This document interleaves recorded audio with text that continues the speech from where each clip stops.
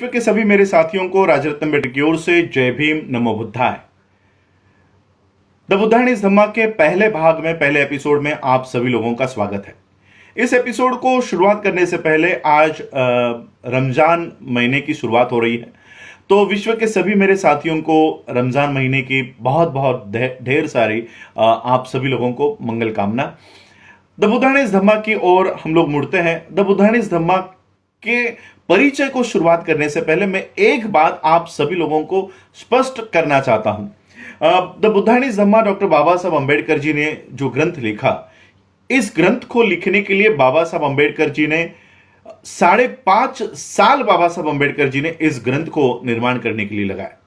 बाबा साहब अंबेडकर जी ने पाली के त्रिपिटक को बाबा साहब अंबेडकर जी ने गहरा अध्ययन इस त्रिपिटक का किया। बाबा साहब अंबेडकर जी ने 21 साल तक सभी धर्मों का तुलनात्मक अभ्यास बाबा साहब अंबेडकर जी ने सभी धर्मों का तुलनात्मक अभ्यास किया और निष्कर्ष में बाबा साहब अंबेडकर जी ने द बुद्धायनीज धम्मा ये ग्रंथ हमारे सामने रखा। दिक्कत यह है कि बाबा साहब अंबेडकर जी ने द बुद्धायनीज धम्मा ये ग्रंथ हमारे सामने 1957 में बाबा साहब अंबेडकर जी का ये ग्रंथ प्रसिद्ध हुआ। बाबा साहब अंबेडकर जी का महापरिनिर्वाण ये 6 दिसंबर 1956 को हुआ। 5 दिसंबर के रात के 2 बजे तक डॉक्टर बाबा साहब अंबेडकर इस द बुद्धायनीज धम्मा की प्रस्तावना बाबा साहब अंबेडकर लिख रहे थे। बाबा साहब अंबेडकर जी के जीवन का सबसे महत्वपूर्ण ग्रंथ अगर कोई है तो वो है द बुद्धायनीज धम्मा। इस ग्रंथ को बनाने के लिए, लिखने के लिए, निर्माण करने के लिए बाबा साहब ने कई सारी बुद्धिज्म के ऊपर की ग्रंथों का अध्ययन किया और बाबा साहब ने ये बुद्धायनीज धम्मा हमारे सामने रखा है। बुद्धायनीज धम्मा ये हमारे सामने कैसे आया, उसकी एक बात, बाबा साहब अंबेडकर जी की एक बात आप लोगों को बताना चाहता हूं। जब बाबा साहब अंबेडकर बुद्ध के चरित्र के ऊपर लिखने के लिए बैठे, तब बाबा साहब अंबेडकर जी ने त्रिपिटक, ये जो बुद्ध की ग्रंथ है, निकाय है, ये पढ़ना शुरू किया। जब बाबा साहब ने त्रिपिटक को पढ़ना शुरू किया तो बाबा साहब अंबेडकर अपने सर पर हाथ रख के बैठ गए और उन्होंने देखा कि ये सारा क्या है। ये सब ब्राह्मणवाद ये सारा त्रिपिटक में घुसा दिया है, अवतारवाद घुसा दिया है। बुद्ध एक जगह से प्रकट निकलते हैं, दूसरी जगह पे प्रकट होते हैं, अपने मरे हुए माँ को जाके पुनर्जन्म, उस जन्म में जाके दीक्षा देते हैं। ये सारा कर्मकांड जो त्रिपिटक में घुसा दिया था वो बाबा साहब ने पढ़ा। बाबा साहब सोचने लग गए कि बुद्ध ने जिस कर्मकांड के खिलाफ, जिस ब्राह्मणवाद के खिलाफ अपने पूरे जीवन का संघर्ष किया, उसी कर्मकांड को बुद्ध के जीवन में घुसा दिया गया है। बाबा साहब ने बुद्धायनीज धम्मा लिखने में एक निष्कर्ष लगाया, एक निकष लगाया कि जो बुद्धि के ऊपर, जो विज्ञान के ऊपर खरा उतरता है, केवल वही बुद्ध का है, और बाकी जो विज्ञान के ऊपर और बुद्धि को सुसंगत नहीं लगता वो सारा ब्राह्मणों का है। और बाबा साहब ने ये तर्क का फिल्टर, ये तर्क की छाननी बाबा साहब अंबेडकर जी ने त्रिपिटक को लगाई और ये द बुद्धायनीज धम्मा हम लोगों को बाबा साहब अंबेडकर जी ने हम लोगों को दिया। ये जेरोक्स है मेरे पास, क्योंकि ओरिजिनल, अब ये ओरिजिनल नहीं मिलती, ओरिजिनल मिलती है लेकिन इसकी जो कॉपीज है वो मिलती है, लेकिन ये द बुद्धायनीज धम्मा जब आज के जमाने में हमारे हाथ में आ जाता है तो वही धम्मा, द बुद्धायनीज धम्मा, भगवान बुद्ध और उनका धम्म हो जाता है। देखो ब्राह्मण किस तरह से काम कर रहा है। बाबा साहब ने कहीं पर भी बुद्ध का उल्लेख लॉर्ड बुद्धा नहीं किया, जिसका हिंदी या मराठी अनुवाद भगवान बुद्ध होता है।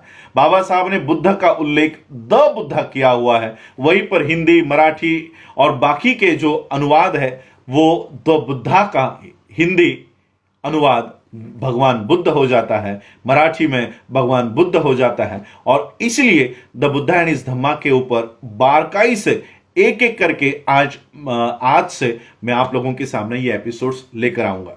तो हम जानते हैं कि भगवान द बुद्धायनीज धम्मा और इस ग्रंथ के बारे में मैं आप लोगों को समझाना चाहूंगा। उससे पहले ये जो ग्रंथ मैं लेकर आया हूं, डॉक्टर बाबा साहब अंबेडकर जी के जो सहकारी थे LR बाली जी, उनके लाइब्रेरी से मुझे ये प्राप्त हुई। उन्होंने मुझे ये जेरोक्स प्राप्त करा के दी। इसकी जेरोक्स हमने निकाली है हमारे चंद्रपुर के एडवोकेट बीटी शेंडे सर जी ने मुझे ये जेरोक्स मुझ तक लाकर दी है। ये पढ़ने के बाद कहीं पर भी मुझे बाबा साहब अंबेडकर बुद्ध का उल्लेख किसी भी पन्ने पर लॉर्ड बुद्धा नहीं करते, द बुद्धा करते हैं। और एक बात और एक मैं आप लोगों को इस original Buddha and his Dhamma के बारे में समझाना चाहूंगा।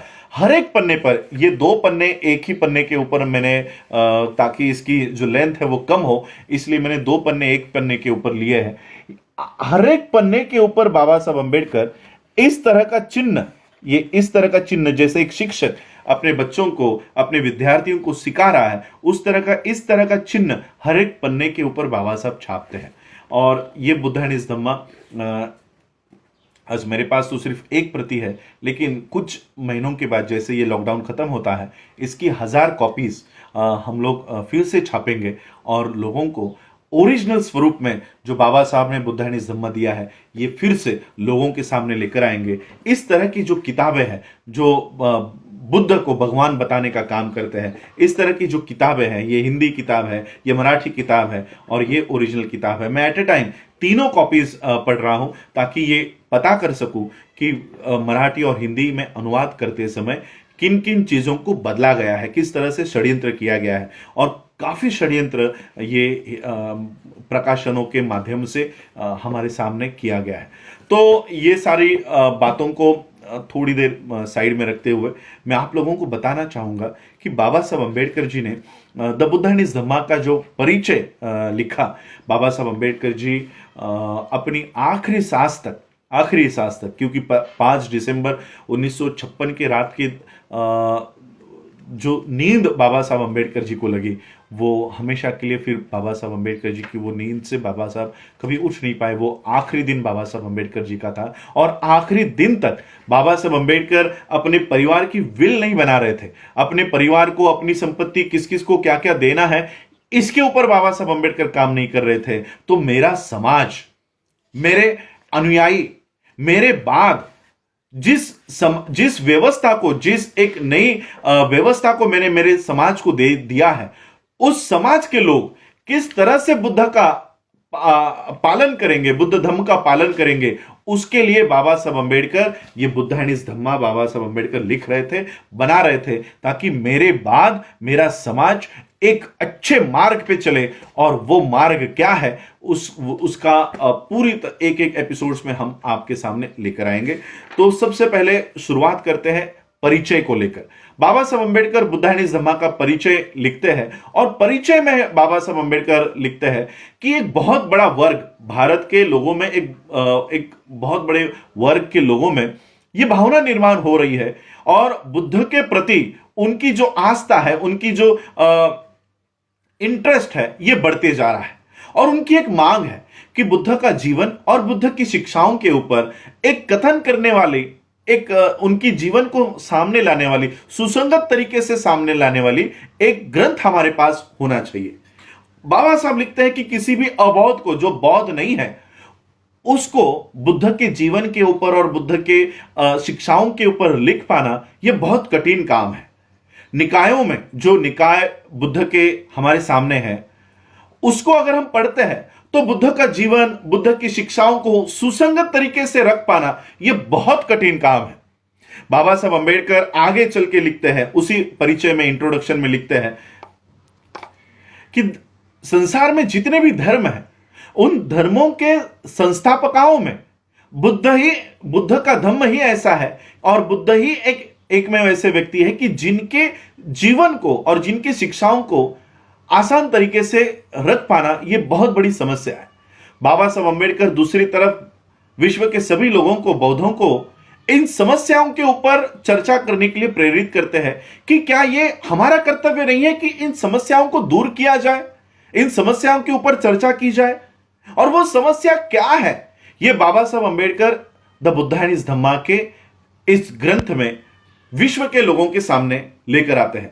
यह जो बुद्धा एंड हिज धम्मा है, यह कोई ब्राह्मणों जैसा पठन करने वाला ग्रंथ नहीं है। यह उन 4 समस्याओं के ऊपर बात करने वाला यह ग्रंथ बाबा साहब अंबेडकर जी ने विश्व के लोगों के सामने दिया।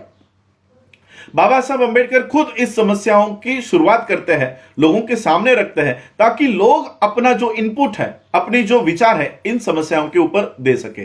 पहली समस्या बाबा साहब रखते हैं कि पहली समस्या बुद्ध के बारे में यह है कि उनके प्रवर्जा लेने में जो बातें बताई गई है, सबसे पहली समस्या तो यह है, बुद्ध ने जो प्रवर्जा ली है वो कहा जाता है, पारंपरिक उत्तर है कि बुद्ध ने एक बूढ़े व्यक्ति को देखा, एक रोगी को देखा और एक मृतक की लाश को देखा, और यह सब देखने के बाद उन्होंने प्रवर्जा धारण की।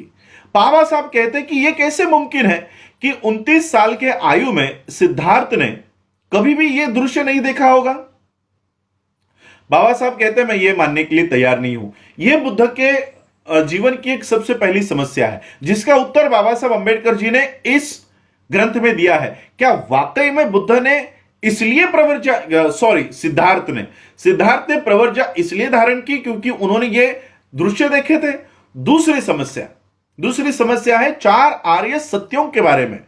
क्या ये 4 आर्य सत्य बुद्धिज्म में बाद में किसी ने घुसा दी गई है? क्या ये सही में बुद्ध के मूल शिक्षाओं का भाग है? 4 आर्य सत्य कहते हैं कि जीवन ये पूरी तरह से दुख है, मरण भी दुख है, और इस दुख से आप बाहर नहीं आ सकते। बाबा साहब कहते हैं कि इस तरह का धम्म अगर हम लोगों के सामने लेकर जाते हैं तो कोई भी इस धम्म की ओर नहीं मुड़ेगा। अगर जीवन ही दुख है, मरण भी दुख है, तो गौतम बुद्ध भी क्या कर सकता है, बौद्ध धम्म भी क्या कर सकता है हमको इस दुख से बाहर निकालने के लिए? इसलिए बाबा साहब कहते हैं कि क्या यह मूल शिक्षाओं के, बुद्ध के मूल शिक्षाओं का भाग है या बाद में किसी ने बुद्धिज्म में इसको घुसा दिया है?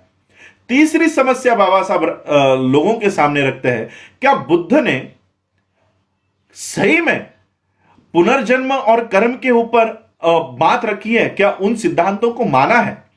एक तरफ बुद्ध आत्मा का इनकार करते हैं कि आत्मा नाम की कोई चीज पूरे विश्व में, इस पृथ्वी पर नहीं है। उसी दूसरी तरफ बुद्ध यह कबूल करते हैं कि पुनर्जन्म और कर्म का सिद्धांत उन्होंने ये माना है। बाबा साहब कहते हैं कि ये कर्म और पुनर्जन्म का सिद्धांत क्या वही सिद्धांत है जो ब्राह्मणों का सिद्धांत है? इसके ऊपर भी ये बुद्धानिस धम्मा ये उत्तर देता है। और चौथी समस्या भिक्खुओं के बारे में है। बाबा साहब कहते हैं क्या भिक्खु का काम सिर्फ एक पूर्णत्व प्राप्त किया हुआ मनुष्य तैयार करने का जो हेतु है, क्या वही हेतु सिर्फ बौद्ध भिक्खुओं का है? क्या बौद्ध भिक्खु एक सोशल सर्वेंट नहीं है? क्या उसका काम समाज का सेवक बन के समाज की सेवा करने का काम बौद्ध भिक्खुओं का नहीं है? तो ये 4 समस्या बाबा साहब अंबेडकर जी ने बुद्धानिस धम्मा के माध्यम से इसके ऊपर हल निकालने का काम बाबा साहब ने बुद्धानिस धम्मा में किया है।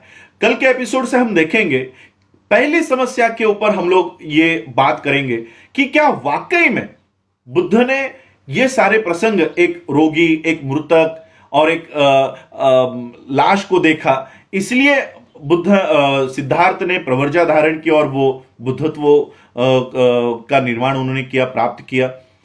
इस समस्या के ऊपर हम लोग पहले अध्याय में, पहले चैप्टर में हम लोग बात रखेंगे। बाबा साहब अंबेडकर जी की द बुद्धानिस धम्मा के ऊपर डिटेल में, सादे और आसान तरीके से हम लोग ये बात पूरे विश्व के लोगों के सामने लेकर आएंगे। जिस तरह से आप लोगों ने द अनटोल्ड अंबेडकर के भागों को सराहा, ज्यादा से ज्यादा लोगों तक आप लेकर गए, मैं चाहता हूं कि बाबा साहब अंबेडकर जी के जीवन का सबसे महत्वपूर्ण अंग बौद्ध धम्म को एक आसान और सरल तरीके के माध्यम से लोगों के सामने आप लोग मेरे इस एपिसोड्स के माध्यम से आप लोग लेकर जाए। मैं भी चाहता हूं कि इसके ऊपर लोगों में चर्चा शुरू हो और बुद्धिज्म का जो मूल हेतु बाबा साहब ने सामने लेकर आया है, बाबा साहब नहीं चाहते थे। बाबा साहब ने एक चैप्टर में, द बुद्धानिस धम्मा के एक चैप्टर में, कई सारे भिक्खु कहते हैं कि बाबा साहब ने विपश्यना का समर्थन किया है, लेकिन मैं आपको जैसे जैसे हम लोग इस चैप्टर्स में आगे बढ़ते जाएंगे, वहीं पर मैं आपको बताऊंगा बाबा साहब ने विपश्यना का भी विरोध इस बुद्धानिस धम्मा में किया हुआ है। क्या बुद्ध का धम्म सिर्फ आंखें बंद करके विपश्यना करने पर और ध्यान साधना देने पर जोर देता है, या कोई सामाजिक संदेश भी बुद्ध ने दिया है? बाबा साहब ने ये सारा मूल इस ग्रंथ के माध्यम से हमारे सामने लेकर आया है। आप इस एपिसोड को भी चाहेंगे, ऐसी कामना करता हूं। आप लोगों ने मुझे सुना, उसके लिए आभार, धन्यवाद। जय भीम, जय भारत, जय बुद्ध।